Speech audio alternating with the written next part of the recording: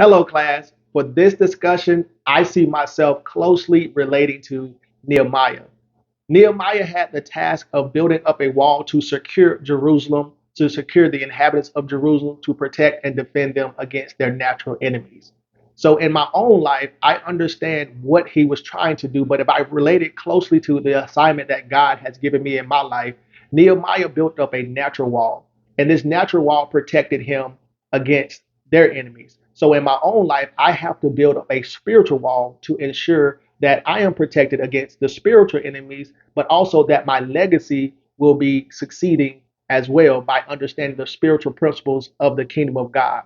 So once I build up my spiritual walls, it will help keep out the enemy. But my children and their children will see and reflect on how we live our life and how they see us defend ourselves against spiritual forces through prayer, fasting, and consecrating ourselves unto God.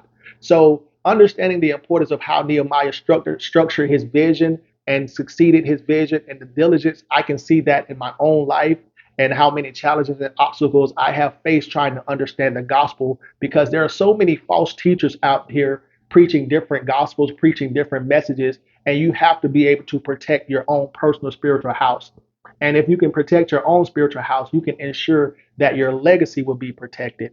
So Nehemiah he had to go and plead to the king and persuade him and to get him to understand the importance of this. And he found favor with the king because he was a cupbearer.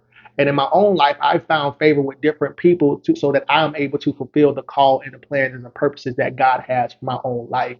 So after that, Nehemiah was able to go and encourage and talk to the people in Jerusalem and encourage them in order to build this wall.